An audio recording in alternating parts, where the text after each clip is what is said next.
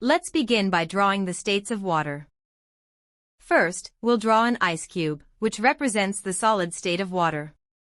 Start by sketching a cube that is slightly tilted, facing towards the right side.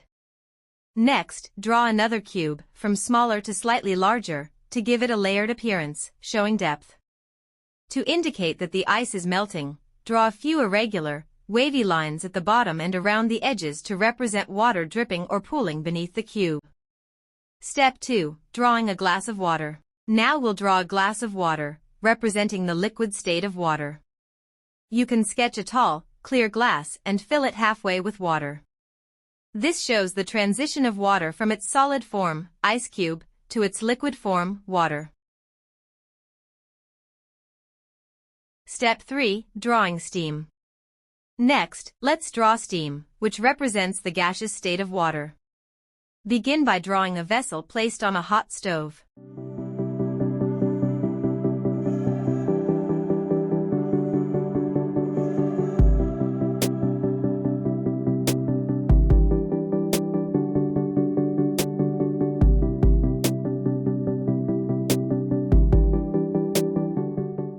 From the top of the vessel, draw upward curving lines to show steam rising. This steam forms as water boils and changes into vapor, mixing into the air.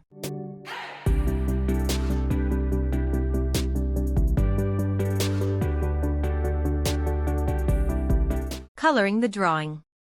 Finally, let's start coloring. Use a blue color pencil to shade the ice cubes lightly. You may use a slightly darker blue to define the edges and depth. In this section, I would like to explain the different states of water. In the solid state, such as ice, the water molecules are tightly bonded with one another in a highly ordered and rigid structure. This strong molecular bonding results in a fixed shape and volume. Ice is commonly found in glaciers, snow, and frost, where temperatures remain below freezing.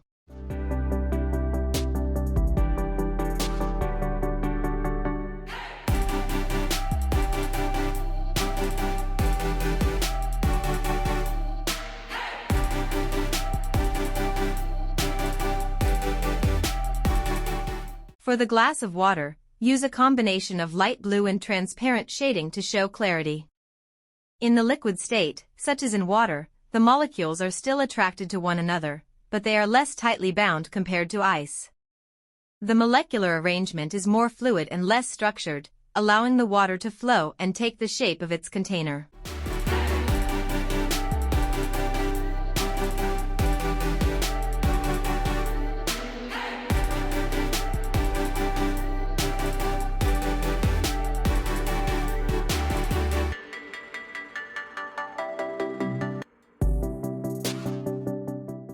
This form of water is found in rivers, lakes, ponds, rainwater, and other natural water bodies.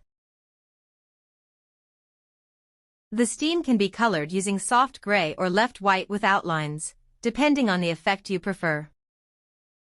In the gaseous state, water exists as water vapor or steam. Here, the molecules are widely spaced and move freely, without any fixed arrangement. This state is usually achieved when water is heated, causing the molecules to gain enough energy to break free from the liquid form. Water vapor is present in the atmosphere and plays a key role in the water cycle. An important characteristic of water is that it is easily interconvertible between these three states. Under appropriate environmental conditions, such as changes in temperature or pressure, water can change from solid to liquid to gas and vice versa. This property makes water universally available in various forms across the Earth and throughout the year, contributing significantly to sustaining life and regulating the planet's climate.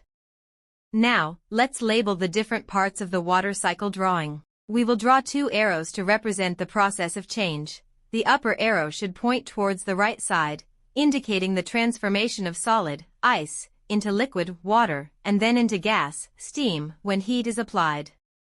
The lower arrow should point towards the left side, showing the cooling process, how steam can condense back into water, and water can freeze into ice once again. These double arrows represent the reversible nature of the states of water through heating and cooling. I hope this video has been helpful and informative. I'll see you again in the next drawing session. Thank you so much for watching. Bye for now.